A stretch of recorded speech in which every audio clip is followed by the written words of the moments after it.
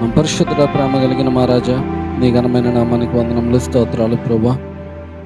ఇదిగో ప్రభా నాయన, మరి ఇప్పటి వరకు పాటల ద్వారా నీ నామాన్ని మయంపరచడానికి నువ్వు ఇచ్చిన కృపను బట్టి వందనములు, స్తోత్రాలు ప్రభా. ఇదిగో ప్రభా, అలాగే నాయన ప్రశాంతి గారు మంచి సాక్ష్యం చెప్పారు ప్రభా. వారి బిడ్డ విషయంలో, సాయి విషయంలో నువ్వు చేసిన మేలు, ఆశీర్వాదము నాయన, మరి ఆరోగ్యాన్ని ఇచ్చిన స్వస్థతను బట్టి నీకు లెక్కలేని వందనములు, స్తోత్రాలు. కాబట్టి ఇంకా సంపూర్ణముగా నాయన మరి బలపరిచి సంపూర్ణమైన ఆరోగ్యం ఇవ్వండి. అలాగే నాయన మరి భర్త గారిని కూడా జ్ఞాపకం చేసుకుని ఆ కుటుంబ అవసరతలు తీర్చి మన ఆశీర్వాదంలోనికి నడిపించి, అలాగే ఇదిగో నూతనముగా వచ్చినటువంటి నాయన మరి నూతనముగా వచ్చినటువంటి కుటుంబం గురించి కూడా ప్రార్థిస్తున్న వారిని, సీతమ్మ గారిని కూడా జ్ఞాపకం చేసుకోండి ప్రభు. ఆమె కూడా నాయన మరి ఇదేనో నాయన మా సన్నిధిలోనికి నాయన మరి ఇక్కడ మేము జరుపుతున్న ఈ కొడుకులోనికి వచ్చి ఉన్నారు. ఆ బిడ్డను దర్శించండి, వారిని, వారి కుటుంబాన్ని, వారి బిడ్డలు కూడా ఆశీర్వదించండి. అలాగే ఇదిగో నాయన మరి ఇక్కడ మేము నాయన పరిచర్య చేస్తూ ఉంటుండగా మాకు సహకారంగా ఉండి నాయన మరి అన్ని విషయాల్లో ముందుకు సాగుతూ ఉన్నటువంటి తేజ, లక్ష్మి, వారిని కూడా జ్ఞాపకం చేసుకోండి ప్రభు. ఇగో లక్ష్మి నాయన మరి వారి తండ్రి గారు మొన్న ఈ మధ్య కాలంలోనే ఆయన లోకయాత్రను ముగించి ఉన్నారు. నాయన లక్ష్మిని నాయన మరి బలపరచండి, ధైర్యపరచండి, ఆదరణ, ఆరోగ్యం, బలమే ఇచ్చి బిడ్డ ముందుకు సాగడానికి ఓపిక, కృప, సహాయములు మెండుగా అందించి నడిపించి కాపాడమని వేడుకుంటున్నాం ప్రభు. ఇదిగో నాయన ఈ సమయంలో కొన్ని మాటలు నీ వాక్యంలోంచి ధ్యానం చేయనటుండగా అయోగ్య పాత్రుని, ఒట్టివాడిని, ఎన్నికలేని వాడిని ప్రభు, నన్ను నీ ఆత్మతో నింపండి, నీ బలంతో నింపండి. నీ బిడ్డలకు కావాల్సిన వర్తమానం అనుగ్రహించండి. మాకు కావలసినటువంటి విలువైనటువంటి నీ మాటలు మాకు అనుగ్రహించి నీ కృపా సహాయములు అందించమని, ప్రతి విధమైన దుష్టుని అల్లరి ఆటంకాలు అడ్డగించి మంచిగా నీ వాక్యమును మాకు తెలియచేయమని, నా నోటికి బోరగా ఉండి నీవే నాయన నీ ప్రజలతో మాట్లాడమని చిన్న మనవులు అంగీకరించమని యేసు నామమున అడుగుచున్నాను తండ్రి, ఆమేన్. దేవుని బిడ్డలారా, మరి కొంచెము ఉప్పగా ఉంది ఇప్పుడు వరకు, అయితే ఇప్పుడు కొద్ది గాలి వేస్తుంది. మళ్ళా మంచిగా తన కృపను అనుగ్రహించలాగా మనం ప్రార్థన చేసుకొని ప్రార్థన పూర్వకంగా ముందుకు సాగుదాం. త్వరగానే దేవుని వాక్యాన్ని మనము మరి ముగించుకుందాం. సంఖ్యాకాండంలో ఒక మాట దేవుని బిడ్డలారా, 13వ అధ్యాయము, సంఖ్యాకాండం మనందరికీ తెలిసిన వాక్య భాగము 13వ అధ్యాయము 30 నుంచి 33 వరకు నేను చదివేస్తాను, వినండి. మీ దగ్గర అంతా క్లారిటీగా లైటింగ్ లేదు కాబట్టి జాగ్రత్తగా వినండి దేవుని బిడ్డలారా. సంఖ్యాకాండము 13వ అధ్యాయం 30వ వచనం నుంచి చదువుతాం. కాలేబు మోషే ఎదుట జనులను నిమ్మలపరిచి, మనము నిశ్చయముగా వెళ్ళుదము, దానిని స్వాధీనపరుచుకుందాము, దాన్ని జయించుటకు మనకి శక్తి చాలును అని. అయితే అతనితో కూడా పోయిన ఆ మనుషులు, ఆ జనులు మనకంటే బలవంతులు,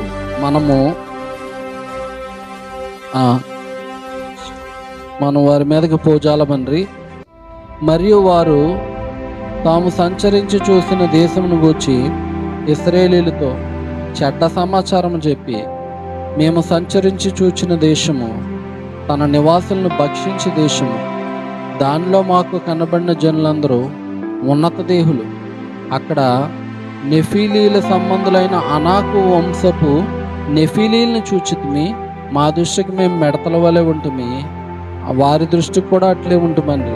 దేవుని బిడ్డలారా, మరి ఇక్కడ 2 వాయిస్లు మనకి వినబడుతున్నాయి దేవుని బిడ్డలారా. ఒక వాయిస్ ఏంటంటే పాజిటివ్గా వినబడుతుంది, ఒక వాయిస్ ఏమో నెగిటివ్గా వినబడుతుంది. అంటే ఒకరేమో మంచిగా చెప్తున్నారు, ఒకరు బ్యాడ్గా చెప్తున్నారు దేవుని బిడ్డలారా, చెడ్డగా చెప్తున్నారు. ఒకరు మనం జయిస్తాము అని చెప్తున్నారు, ఒకరేమో మనం జయించలేము. ఒకరు స్వాధీనపరుచుకుంటాము, మనము అందులో అడుగు పెడతాము అని అంటే, మరికొందరు చెప్తున్నారు మనం అడుగు పెట్టలేము, వారి ఎదుట నిలబడలేము. అసలు ఇక్కడ ఏంటి జరిగిన విషయం, జస్ట్ నేపథ్యం దేవుని బిడ్డలారా. ఇక్కడ రాయబడిన దాని గురించి నేపథ్యం తెలుసుకోవాలి అని అంటే దేవుని బిడ్డలారా క్లుప్తంగా చెప్తాను. మరి దీని ముందు అధ్యాయము లేక ఇదే అధ్యాయం 13వ అధ్యాయంలో ప్రారంభంలోనే దేవుని బిడ్డలారా దేవుడు మోషేతో చెప్తాడు ఏంటి అని అంటే, వీరందరూ ఐగుప్తు దేశంలోంచి పాలు తేళ్లు ప్రవహించే దేశానికి వెళ్తున్నారు, అది మనందరికీ తెలుసు. అయితే ఇంచుమించు సమీపంగా వచ్చారండి. ఆ యొక్క పాలు తేళ్లు ప్రవహించే దేశానికి ఇంచుమించు దగ్గరగా వచ్చాక దేవుడు ఒక మాట చెప్తాడు. ఏమని చెప్తాడంటే, ఇదిగో నేను మీకు ఇవ్వబోయే దేశంలో మీరు ఒకసారి వెళ్ళి సంచరించి దాన్ని చూడండి, ఆ దేశం ఎలాంటిది ఏంటి అన్న విషయాలు చెప్తాడు.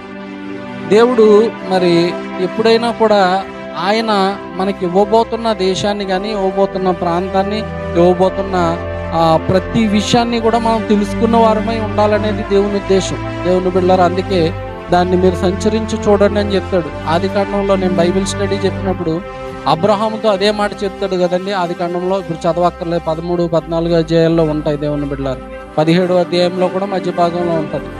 ఇదిగో నేను నీకు చూపించున్న ఆ దేశములోకి నువ్వు వెళ్ళు, ఆ దేశం యొక్క పొడువు వెడల్పు నువ్వు తిరుగు, అలాగే ఉత్తరము దక్షిణము పడమర వెడల్పు ఆ ప్రాంతాలంతా తిరుగు, సంచరించు ఒకసారి అని చెప్పి, ఎందుకంటే నేను నీకు ఆ దేశాన్ని నేను నీకు ఇవ్వబోతున్నాను అన్నాడు. సో దేశాన్ని ఇవ్వబోయేటప్పుడు ఎందుకు అటు ఇటు మొత్తం అంతా తిరగమన్నాడంటే, దేవుడు నీకు ఇచ్చే దేశం గురించి నువ్వు తెలుసుకోవాల్సిన అవసరం ఉంది.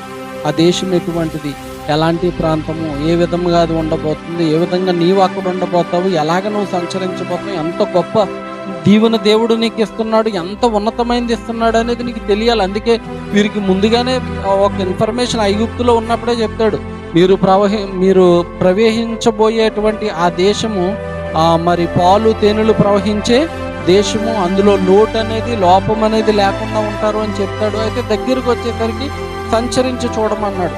సంచరించడం లేకపోతే అందులో అడుగుపెట్టి తెలుసుకోవడము ఎందుకనంటే, దేవుని బిడ్డలారా, యెహోషువ గ్రంథం 1వ అధ్యాయంలో కూడా చెప్తాడు. ఎందుకు అలా చెప్తానంటే, మీరు అడుగుపెట్టు స్థలము నేను మీకు ఇచ్చుచున్నాను అనేసి అన్నాడు. కాబట్టి మనం అడుగుపెట్టే ప్రతి స్థలము దేవుడు మనకిస్తాడు. కాబట్టి దాని గురించి మనం తెలుసుకోవాల్సిన బాధ్యత మనకు ఉంది.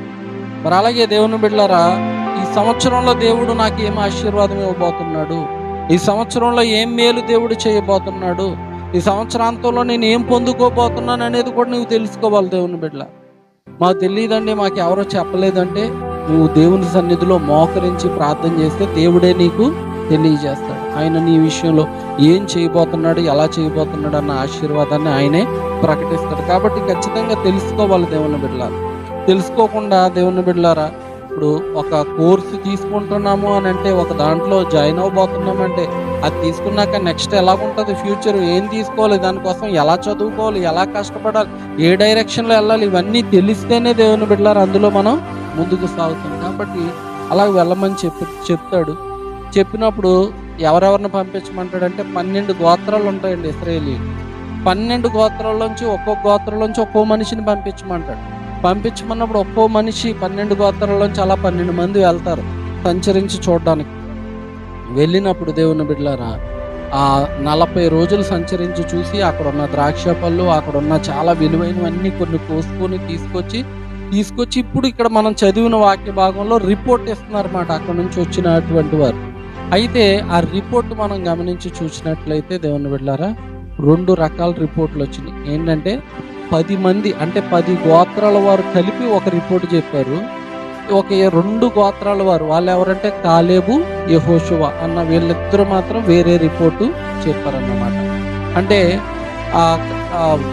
10 గోత్రాల వారు ఏమని చెప్పారంటే నెగిటివ్గా చెప్పారు, మనం దాన్ని సంపాదించుకోలేము, దాన్ని పొందుకోలేము, దాన్ని ఎలా చేయలేము.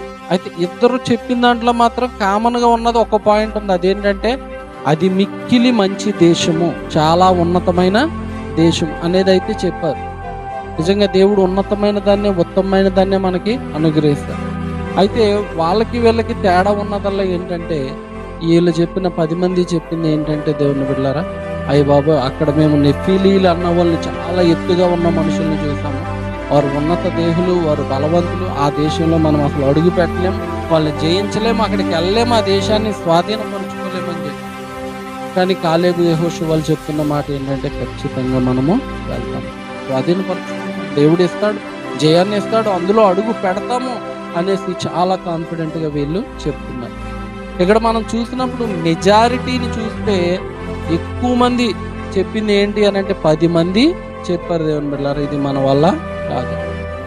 మరి మెజారిటీ బట్టి వెళ్ళాలంటే కుదరదు. అన్ని వేళ మెజారిటీ బట్టి మనం వెళ్తే అది కరెక్ట్ కాదు దేవుని బిడ్డలారా. ఎందుకంటే బైబిల్ గ్రంథంలో ఒకానొక సమయంలో బయలుదేవుడు కరెక్టా లేకపోతే యెహోవా దేవుడు కరెక్టా అనే దాని విషయంలో కూడా మెజారిటీ చూస్తే అటువైపు 450 మంది ఉన్నారు, ఇటువైపు ఒక్కడే ఉన్నాడు. కానీ దేవుని బిడ్డలారా, నిరూపించబడింది ఏంటంటే యెహోవా దేవుడే కరెక్ట్, ఆయనే ఆన్సర్ ఇచ్చేవాడు, ఆయనే పిలిస్తే జవాబు ఇచ్చేవాడు అని అందరూ స్తుతించారు. కాబట్టి దేవుని బిడ్డలారా, ఎప్పుడు మెజారిటీని బట్టి కాదండి మనం చూడాల్సింది, మెజారిటీ బట్టి కాదు. అసలు ఆ ఇచ్చిన రిపోర్ట్ ఎవరు ఇచ్చారు, ఎటువంటి వాడు ఇచ్చాడు, ఎలాంటి వారు ఇచ్చారు, ఆ మనుషులు ఎలాంటి వారు అన్నది చూసుకోవాలి. సహజంగా ఈ లోకంలో ఎక్కువ మంది ఏదైనా ఒక విషయాన్ని గురించి ఆలోచించేటప్పుడు నెగిటివ్గానే ఆలోచిస్తారు. నా వల్ల కాదు, మన వల్ల కాదు, మనం చేయలేము, మనము అమ్మో ముందుకు వెళ్ళలేము, ఇది మన వల్ల సాధ్యపడేది కాదన్నట్టుగానే అందరూ ఆలోచిస్తారు. అందుకే కొరింథీ పత్రికలో కూడా 10వ అధ్యాయంలో రాయబడి ఉంటుంది, అక్కడ వారిలో ఎక్కువ మంది దేవునికి ఇష్టలుగా, అక్కడ కూడా మెజారిటీ ఎక్కువ మంది ఇష్టలుగా లేరంట దేవుడు.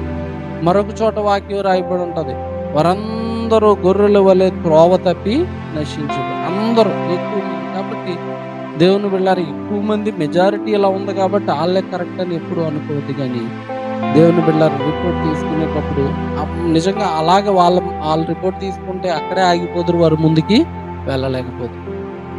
అయితే దేవుని బిడ్డలారా, ఇక్కడ వీరు చెప్తున్నటువంటి మాట, కాలేబు చెప్తున్న మాట ఎంత శ్రేష్టమైందంటే దేవుని బిడ్డలారా, దాన్ని మనము ఖచ్చితంగా మనం అక్కడికి వెళ్తాము, దాన్ని స్వాధీనపరుచుకుంటాము, దాన్ని జయించుటకు మనకి శక్తి సరిపోతుంది. దేవుని బిడ్డలారా, అది కాలేబు చెప్పాడు. యెహోషువ కూడా 14వ అధ్యాయం 9వ వచనంలో ఆయన కూడా అదే మాటలు చెప్తాడు. దేవుని బిడ్డలారా, ఏమని చెప్తాడంటే, మెట్టుకు మీరు యెహోవా మీద తిరుగుబడకుడి, ఆ దేశ ప్రజలకు భయపడకుడి, వారు మనకు ఆహారమగుదురు, వారి నీడ వారి మీద నుండి తొలగిపోయిన, యెహోవా మనకు తోడై ఉన్నాడు, వారికి భయపడకుడే అని వారితో చెప్పాడంట దేవుని బిడ్డ. సో దేవుని బిడ్డలారా, ఇక్కడ నేను చెప్పాలనుకున్న విషయం ఏంటంటే దేవుని బిడ్డలారా, నువ్వు ఎలాంటి కార్యం తరపెట్టాలనుకున్నా, ఎలాంటి పనిలో ముందుకు వెళ్ళాలన్నా, నెగిటివ్ ఆలోచన సాతానుడు ఎప్పుడు రప్పిస్తానే ఉంటాడు. దేవుని బిడ్డలారా, ఇది నా వల్ల కాదు, నేను చేయలేను, నాకు అసాధ్యం అనేటువంటి మాటలు సాతానుడు రప్పిస్తాడు. సో అవి ఎలాగ రప్పిస్తాడు, దేన్ని రప్పిస్తాడంటే నిన్ను చూపించి, నీ ఆలోచన చూపించి, నీ శక్తి సామర్థ్యాలు చూపించి అలాగ రప్పిస్తాడు. కానీ ఆ సమయంలో నీవు నేను చూడాల్సింది ఏంటంటే, మనలో ఉన్న దేవుణ్ణి, మనము సేవించుచున్న దేవుణ్ణి చూడాలి. దేవుని బిడ్డలారా, అక్కడ ఏమని రాయబడి ఉంటుందంటే దేవుని వాక్యంలో, దేవుని బిడ్డలారా, మీలో ఉన్నవాడు లోకంలో ఉన్నవాని కంటే గొప్పవాడు అని ఉంది. కాబట్టి నేను చేయగలనా లేదా అన్నది నా సామర్థ్యతను బట్టి కాదు, నేను సేవించున్న దేవుణ్ణి బట్టే ఉంటుంది, నన్ను నడిపించున్న దేవుణ్ణి బట్టే ఉంటుంది. దేవుని బిడ్డలారా, అసలు వీరు ఎంత అజ్ఞానులు అంటే దేవుని బిడ్డలారా, ఈ నెఫీలీలు వీళ్ళందరికంటే కూడా బలమైన జనాంగం ఉన్నది అప్పుడులో ఎవరు, ఐగుప్తీయులు. అలాంటి బలమైన జనాంగంలోంచి ఐగుప్తీయులకి 10 అద్భుతాలు చేసి అక్కడ అంత గొప్ప రాజు ఫరో దగ్గర నుంచే దేవుడు వీరందరినీ విడిపించి ఇక్కడికి తీసుకొని వచ్చాడు. మరి అంత గొప్ప రాజు దగ్గర నుంచి తీసుకొచ్చి అన్ని అద్భుతాలు చేసి తీసుకొచ్చిన వాడు ఇక్కడి నుంచి ఇక్కడికి తీసుకెళ్ళలేదంటే ఖచ్చితంగా తీసుకెళ్తాడు. దేవుని సాతానుడు ఎప్పుడు కూడా దేవుని బిడ్డలారా దగ్గరికి వచ్చాక కార్యాన్ని చూడనివ్వకుండా చేస్తాడు.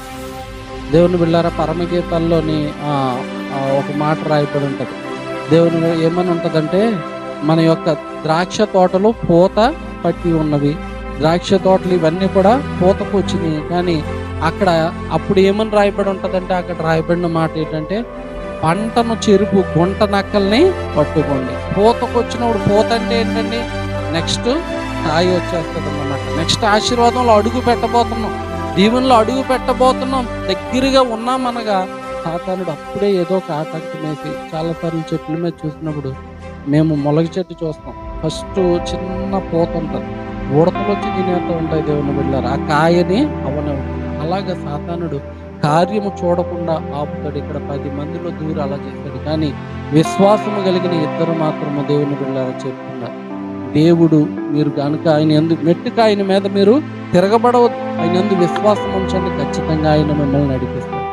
దేవుని బిడ్డలారా, ఈరోజు నువ్వు దేని విషయంలో కృంగిపోయి ఉన్నావో, నేను చేయలేను, నేను సాధించగలనా, నా వల్ల అవుతుందా, నేను ముందుకు తీసుకెళ్ళగలనా అని నువ్వు అనుకుంటున్నావు. కానీ దేవుడు ఈరోజు నీతో చెప్తున్నాడు, ఎవరి ద్వారా, కాలేబు యెహోషువాల ద్వారా నీవు ఖచ్చితంగా చేయగలవు, నీవు విజయం చూస్తావు. దేవుడు నీకు ఇవ్వాల్సిన డబ్బులు నీకు ఇస్తాడు, నీకు ఇవ్వాల్సిన సామర్థ్యత నీకు ఇస్తాడు, నీవు నడిపించవలసిన చోటకైనా నిన్ను నడిపించి పాలు తెళ్ళు ప్రవహించే దేశంలో అయినా పెడతాడు. ఎప్పుడంటే నీవు ఆయన్ని నమ్మిన ఒకవేళ ఇప్పటికీ కూడా నీవు ఇంకా నమ్మకపోతే దేవుని బిడ్డలారా చాలా నష్టపోతావు. ఇక్కడ వారు నమ్మలేనందుకు దేవుడు ఎంత దుఃఖపడతాడంటే ఈ 14వ అధ్యాయంలో 11వ వచనంలో చెప్తాడు. ఆయన ఇలా మాట్లాడుతున్నాడు, యెహోవా ఎన్నాళ్ళ వరకు ఈ ప్రజలు నన్ను అలక్ష్యము చెయ్యుదురు, ఎన్నాళ్ళ వరకు నేను వారి మధ్యన చేసిన సూచక్రియలన్నిటినీ చూచి నన్ను నమ్మకేందురు. దేవుని బిడ్డలారా, ఎన్ని సూచక్రియలు చేశాడో, ఎన్ని అద్భుత కార్యాలు చేశాడో, ఎన్ని దేవుని బిడ్డలారా మేలులు చేశాడో, కానీ అన్నిటిలో కూడా దేవుని బిడ్డలారా ఎప్పటికప్పుడు అనుమానం, ఎప్పటికప్పుడు భయము, ఎల్లగలమా లేదా. దేవుని వాక్యంలో ఇలా భయపడతామని హెబ్రీ పత్రిక 12వ అధ్యాయం 1వ వచనంలో చెప్తున్నాడు. ఇంత గొప్ప సాక్ష్య సమూహం మనల్ని మేఘము వలె ఆవరించినందున మనము కూడా ప్రతి భారమును సులువుగా చిక్కులు పెట్టు పాపాన్ని విడిచిపెట్టాలి. 2 విషయాలు. ముందు ఆ భారాన్ని పక్కన పెట్టి, నీ మీద ఉన్న ఆ బరువు పక్కన పెట్టి, భారాన్ని దేవుడు ఏం చేయమంటున్నాడంటే నీ భారం యెహోవా మీద మోపు, ఆయనే నిన్ను ఆదుకుంటాడు అంటాడు. కాబట్టి దాంతోపాటు సులువుగా చిక్కులు పెట్టే పాపాన్ని కూడా విడిచిపెట్టాలి. అసలు వీరు ఎందుకు భయపడుతున్నారు?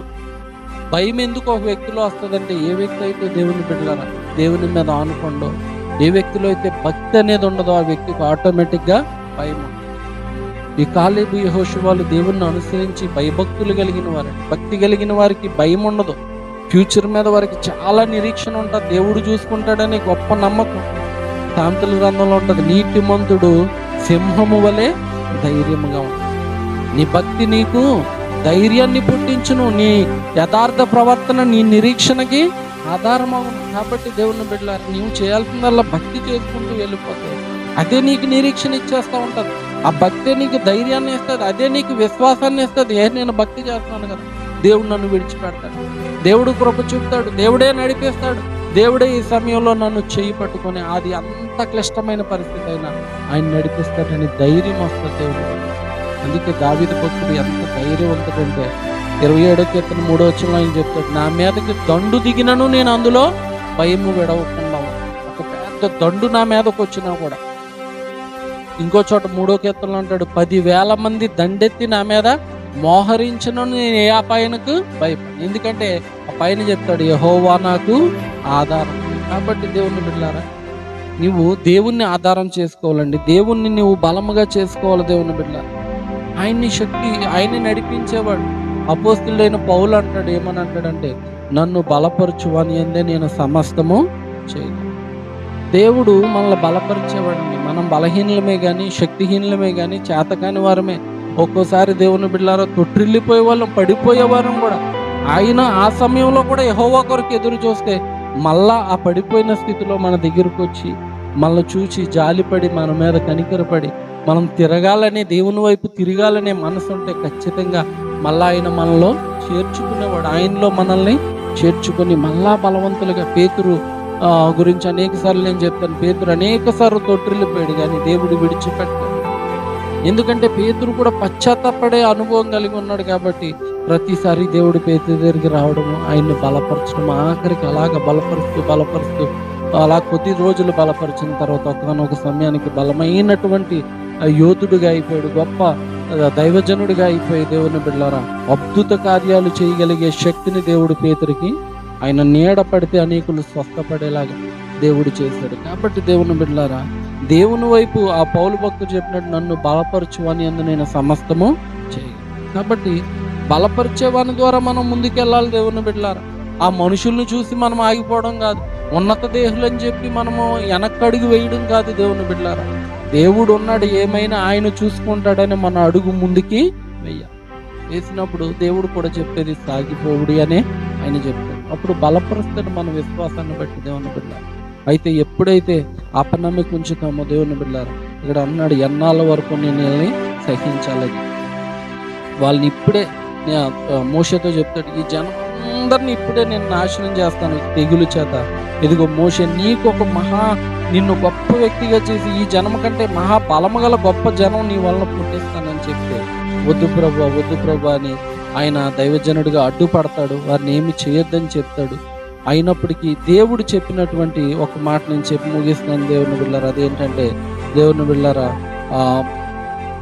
ఎవరిని అక్కడికి పంపిస్తాడు అన్న మాటలు 23వ వచనంలో 14, 23లో కాగా వారి పితరులకు ప్రమాణపూర్వకంగా నేను ఇచ్చిన దేశంను వారు చూడరు. నన్ను అలక్ష్యం చేసిన వారిలో ఎవరినో దాన్ని చూడరు. ఎంత భయంకరమైన మాట. దేవుణ్ణి కానీ నువ్వు అలక్ష్యం చేస్తే దేవుని దీవెనను నువ్వు చూడలేవు.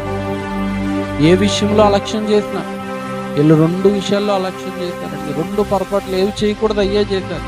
ఒకటి నమ్మలేదు, రెండోది విధేయత చూపించడం, తిరుగుబాటు. దేవుని ద్వారా మేలు పొందుకోవాలంటే ఈ 2 మనకు కావాలి. విధేయత, విశ్వాసము, ఈ 2 ఉండాలి. ఈ 2 వారిలో లేవు దేవుని బిడ్డ. అదే చెప్పిన, నన్ను అలక్ష్యం చేసిన వారిలో ఎవ్వరూ దాన్ని చూడరు. కానీ నా సేవకుడైన కాలేబు మంచి మనసు కలిగి పూర్ణ మనసుతో నన్ను అనుసరించిన హేతువు చేత అతడు పోయిన దేశంలో అతన్ని ప్రవేశపెట్టాడు. ఇక్కడ దేవుని శక్తి ఏంటో ఒక్కసారి మీరు అర్థం చేసుకోండి. వాళ్ళందరినీ నాశనం చేస్తాను, వాళ్ళందరూ కూడా వెళ్ళలేరు. ఇప్పుడు వాళ్ళందరూ ఉంటేనే కదా నేను కూడా కొద్దిగా బలం, నేను కూడా కొద్దిగా అండ. ఈయన ఒక్కడే వెళ్ళాలంటే అంత ఉన్నత దేహుల మీదకి కష్టం. కానీ దేవుడు చెప్పేది, వాళ్ళందరూ లేకపోయినా నిన్నొక్కడనే నేను ప్రవేశపెట్టాను. ఎందుకంటే నువ్వు నమ్ముచున్నావు కాబట్టి దేవుని పిల్లలు నీ నమ్మిక చొప్పున దేవుడు చేస్తాడు. దేవుడు అమ్మ నీ విశ్వాసమే నిన్ను స్వస్థపరిచిందని దేవుడు అనేకసార్లు చెప్పాడు. కాబట్టి నమ్మికుంటే ఎంతమంది ఒకవేళ సంహరించిన, అలాగే దేవుడు మోషే బ్రతిమాలుకున్నా కూడా పాపం దేవునికి నచ్చలేదండి. వారు చేసిన చేష్టల వల్ల దేవుని బిళ్ళారా 37వ అధ్యాయంలో అదే అధ్యాయంలో రాయబడి ఉంటుంది. అక్కడ ఏమని ఉంటుందంటే, అనగా ఆ దేశమును గురించి చెడ్డ సమాచారం చెప్పిన మనుషులు యెహోవా సన్నిధిని తెగులు చేత చనిపోయిరి. అయితే ఆ దేశమును సంచరించి చూచిన మనుషుల్లో నూను కుమారుడగు యెహోషువ, యొన్నేపు కుమారుడైన కాలేబు బ్రతికిరి. దేవునికి స్తోత్రం, హల్లెలూయా. దేవుని బిడ్డలారా, వీళ్ళైతే ముందుగానే వీళ్ళిద్దరూ చెప్పినట్లుగా ఒకవేళ విని విధేయత, మెట్టుకు మీరు తిరగబడద్దన్నాడు, అయినా తిరగబడ్డారు. దేవునికి చేతిలో నాశనం అయిపోయారు. వీళ్ళిద్దరే అయినా ఇద్దరినే దేవుడు నడిపించాడు. కాబట్టి నీవు దేవుని మీద ఆనుకొని నిజంగా దేవునికి విధేయత చూపించి పూర్ణ మనసుతో అనుసరించేవాడు అయితే నువ్వు ఒక్కడవే అయినా ఇద్దరువైనా అవతల వాళ్ళు ఎంతమంది ఉన్నా వారిని ఓడించి నీకు మంచి దేశాన్ని, మంచి ఆశీర్వాదాన్ని, మంచి విజయాన్ని దేవుడు ఇవ్వగలడు. అట్టి కృప దేవుడు మీకు అందరికీ అనుగ్రహించును గాక.